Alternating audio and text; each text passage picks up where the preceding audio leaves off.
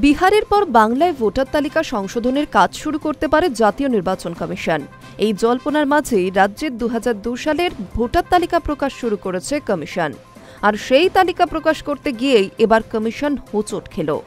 রাজ্যের দুটি জেলার ৪টি বিধানসভা কেন্দ্রে ২০০২ সালের ভোটার তালিকায় খুঁজে পাওয়া যাচ্ছে না, এমনটাই কমিশন সূত্রে জানা যাচ্ছে।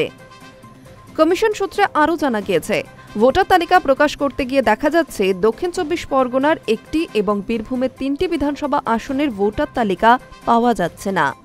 আসনগুলি হল দক্ষিণ ২৪ পরগনার কুলপি ও বীরভূমের মুরারই, রামপুরহাট এবং রাজনগর। ভোটার তালিকাগুলি খুঁজে বার করতে জেলা শাসকদের নির্দেশ দিয়েছে কমিশন।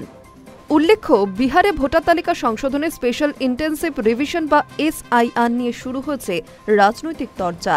বাংলাতে SIR হতে চলেছে বলে জল্পনা এখন তুঙ্গে। বাংলায় শেষবার ২০০২ সালে হয়েছে SIR।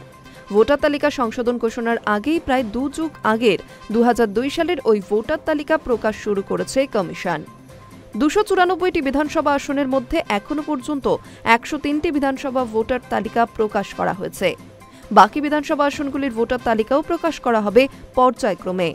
জেলা প্রশাসন সূত্রে জানা গিয়েছে, বর্তমান সময়ের মতো ২০০২ সালে কম্পিউটারে তথ্য আপলোডের সুবিধা ছিল না। ফলে ভোটার তালিকা এখন কোথায় রয়েছে তা পাওয়াও যাচ্ছে না। সেগুলি খুঁজে বার করার চেষ্টা হচ্ছে। কমিশন সূত্রে খবর, ওই ভোটার তালিকা না পেলে ২০০৩ সালের খসড়া ভোটার তালিকার উপর নির্ভর করতে হবে কমিশনকে। Hi News network.